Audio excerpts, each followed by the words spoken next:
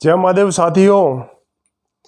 मैंने 2 दिन पहले गौतम खट्टर जी के बारे में सुना तो मुझे काफ़ी दुख हुआ, क्योंकि वो अपने धर्म के बारे में, अपने देश के बारे में, अपने राष्ट्र के बारे में, अपनी संस्कृति के बारे में, सनातन संस्कृति के बारे में काफ़ी अच्छी बात कहते हैं और काफ़ी जानकारी भी उनको अच्छी है। लेकिन मैंने सुना कि उनको गोवा पुलिस ने पकड़कर और जेल में डाल दिया है, तो मुझे काफ़ी दुख हुआ। लेकिन मुझे तो दुख हुआ, लेकिन आप सभी को दुख हुआ हो तो ज़्यादा दुखी होने की आवश्यकता नहीं है। कारण ये है कि ये देश गुलामों का देश है, क्योंकि अब भारत को गुलामी सहन करने की आदत पड़ गई है।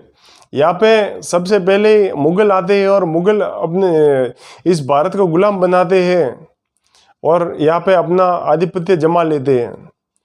ऐसे ऐसे जब मुगल चले जाते हैं और अपने नियम अपने हिसाब से अपने नियम रखते हैं और उस तरीके से अपने वो भारत में रहते हैं। जब मुगल चले जाते हैं तो मुगलों के बाद में अंग्रेज आते हैं। अंग्रेज अपने नियमों से चलते हैं, अपने नियमों से अपने कपड़े पहनते हैं, वो उनके नियमों से चलते हैं, अपने बोलो तो वो उनके नियमों से चलते हैं।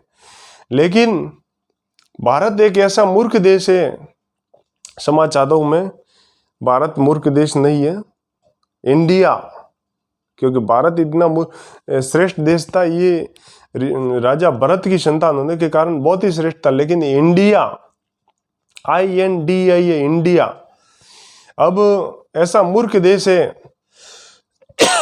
कारण ये होता है कि जब अंग्रेज भारत में आते हैं तो भारत की संस्कृति बहुत श्रेष्ठ थी, बहुत अच्छी विरासत थी।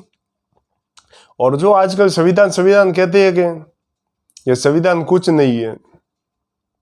कारण क्योंकि यहाँ पर संविधान बनाने की आवश्यकता ही नहीं थी, और संविधान अगर बनाया भी है तो कौन पूर्ण संविधान का पालन कर रहा है। खाली संविधान में सबसे मतलब वो कीड़े कहे या फिर सबसे गंदगी कहे तो संविधान में यही है। एक तो अल्पसंख्यक, एक पंथ निरपेक्षता और एक आरक्षण। अगर ये 3 शब्द हटा दिए जाए तो संविधान भी श्रेष्ठ है, ऐसा कोई गलत नहीं है। क्योंकि संविधान का अनुच्छेद 48 कहता है कि गायों की रक्षा हो, गो हत्या बंद हो। लेकिन कौन संविधान को मान रहा है? लोग कहते हैं देश संविधान से चलेगा। कहाँ संविधान से चल रहा है? अगर संविधान से चलता होगा और होता तो अनुच्छेद 48 के अनुसार देश में दुधारू पशुओं की हत्या नहीं होती। आप पढ़िए संविधान के अनुच्छेद 48 क्या कहते हैं। तो भाइयों, इस प्रकार अंग्रेज अपने नियमों से चलते हैं, उनकी पूजा पद्धति यहाँ पे रखते हैं, मंदिरों को तोड़ते हैं और ये सब बात होती है। लेकिन कहने की बात यह है कि जब अंग्रेज चले गए, अब ये देश भारत है, अपना देश है, तो यहाँ के नियम और कानून व्यवस्था ऐसी क्यों? इन पुलिस वालों की क्या औकात जो गौतम खट्टर जैसे वीर पुरुष को जेल में ले जाए। लेकिन कारण ये है 144 धारा और अन्य कई नियम है। वो नियम ये कहते हैं, और कहते हैं सेक्युलरिज्म का अर्थ सुनिए ध्यान देकर। संविधान में सेक्युलरिज्म का अर्थ धर्म निरपेक्षता नहीं है, पंथ निरपेक्षता है। क्योंकि धर्म केवल एक है, सनातन। जो व्यक्ति 4 नियम देता है कि ऐसे चलो, ऐसे खाओ, ऐसे भी, ऐसे रहो, तो वो धर्म नहीं हो सकता, वो पंथ होता है। और जो प्रभु से प्रदत्त नियम होते हैं उनको धर्म कहते हैं। इसीलिए धर्म केवल सनातन है, और सनातन धर्म सभी के साथ आदर से रहता है, सभी के साथ सम्मान से रहता है। वो तो मनुष्य क्या, पशुओं का भी सम्मान करने का कहता है। लेकिन यहाँ पे बात ये आती है कि गौतम खट्टर जी जैसे वीर पुरुष, ज्ञानी पुरुष, विद्वान पुरुष को जेल में डाल दिया गया। लेकिन मैं आपको ये कहना चाहता हूं कि अगर ये देश और ये स्थिति अगर महाभारत काल में होती तो उसी समय वध कर दिया होता। ये स्थिति अगर त्रेता युग में होती, रामायण काल में होती, तो उस समय भी तुरंत वध कर दिया होता। किसका वध कर दिया होता? वध होता उनका जो गौतम खट्टर जैसे वीर पुरुष को जेल में डाल रहे हैं, क्योंकि उस समय कायर मनुष्य नहीं रहते थे इस धरती पर। उस समय भगवान श्री कृष्ण रहते थे। श्री कृष्ण केवल राधे राधे और ऐसे ही नहीं कि राधे राधे जपते रहे और वो कंठी माला पहनी और बस राधे राधे बोला, हरे कृष्ण ऐसे नहीं। कृष्ण कहते हैं कि मस्ती में रहो, आनंद में रहो, प्रेम से रहो लोगों के साथ। लेकिन कृष्ण देखना एक हाथ में ये भी है। इसका अर्थ जानते हैं? सुदर्शन चक्र। जब आवश्यकता बढ़ती है और जब आवश्यकता बढ़ी है तो उन्होंने शस्त्र भी उठाए। लेकिन मनुष्य पता नहीं कौन से भगवान श्री कृष्ण की भक्ति करता है। कृष्ण की भक्ति मैं भी करता हूँ, लेकिन भगवान श्री कृष्ण को मैं मानता हूँ। ये राधे राधे वाले और ये पता नहीं कौन से कृष्ण भगवान, उनको नहीं मानता और उनके नियमों पर चलता हूँ और समय आने पर शस्त्र भी उठाता हूँ।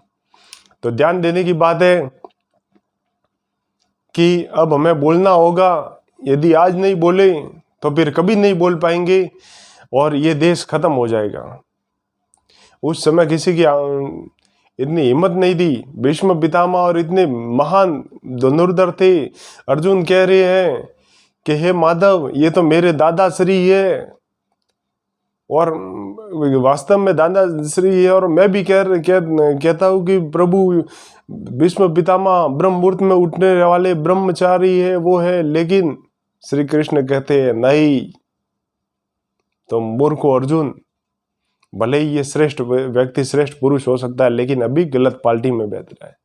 तो पार्टी में बैठने का भी इतना प्रभाव होता है कि गलत आप सही हो और गलत पार्टी में जाके बैठ जाते हो तो भी आपका विनाश संभव है। इसीलिए हमें ध्यान देने की बात है कि हमें एकजुट होना होगा, अपने देश के लिए बोलना होगा। नहीं तो ऐसे कई गौतम खट्टर जेल में जाते रहेंगे। और आपने देखा होगा गौतम खट्टर जी ने क्या कहा ये है कि जो जेवियर था, जेवियर एक आतंकवादी था। तो सही बात कही है। इसमें क्या अंग्रेजों ने मतलब देश में आके क्या मतलब सही व्यवस्था की है? अंग्रेजों का इतिहास पढ़िए। गोवा में कितना नरसंहार हुआ था। स्त्रियों के स्तन काट दिए जाते थे और किसी मशीन से इतने दबाए जाते थे जब तक खून नहीं निकले। अब सोचो, स्त्री शिक्षा और उसकी बात करते हो, क्या स्थिति थी? केवल सनातन के अलावा अन्य जितने भी मत मजहब हैं उनमें स्त्री केवल भोग की वस्तु है, देवी नहीं है। लेकिन सनातन धर्म में स्त्री को देवी का स्थान मिला है। तो अब जानिए कि ये स्थिति थी और आज की तारीख में क्या स्थिति बनकर रह गई है। लेकिन मूर्खता ये है कि भगवान शिव पर कोई भी वीडियो बना सकता है, कुछ भी बोल सकता है, क्योंकि फुल उसको चूट मिली हुई है, क्योंकि सब सोए हुए, सब मरे हुए। लेकिन जेवियर के बारे में बोला, इतने बड़े जाने माने व्यक्ति को एक झटके में जेल में डाल दिया। अगर मुस्लिम के बारे में कोई बोलता है तो जेल जाता है, सिख के बारे में कोई बोलता है तो जेल जाता है, तो सनातन के बारे में बोलने वाला जेल क्यों नहीं जाता? कारण ये होता है, जैसे मैं भी केस बड़े रखता हूँ, त्रिपुंड भी धारण करता हूँ, क्योंकि मैं एक ब्राह्मण पुत्र हूँ। लोग मुझे क्या कहते हैं, अरे महादेव जी आए, महादेव जी आए। तो चलो, मैं तो प्रभु की कृपा है कि मेरी बुद्धि शुद्ध है, तो मैं उनको मूर्खों को कहता हूँ कि भाई कौन महादेव जी, किसको महादेव जी कह रहे हो? मेरे मुंह धोने के ठिकाने नहीं और आप मेरे को महादेव जी कह रहे हो। प्रभु कौन थे? मेरी प्रभु से तुलना मेरी औकात ही क्या है? अर्थात कहने की बात यह है कि सामान्य ये भी मुझे बुरा लगा कि मैं एक मुंह धोना नहीं जानता एक मनुष्य हूँ और मेरी तुलना भगवान शिव से। इसलिए ऐसा कभी मजाक भी नहीं करना चाहिए और अपन को स्वयं को ध्यान में रखना होगा, तभी अपने धर्म की रक्षा हो सकती है, नहीं तो धर्म की रक्षा नहीं हो सकती। तो मुझे बहुत बुरा लगा, बहुत दुख है। और ऐसे कोहिनूर हीरे भारत के हैं, उनको जेल में नहीं, उनको तो भारत का प्रधानमंत्री होना चाहिए।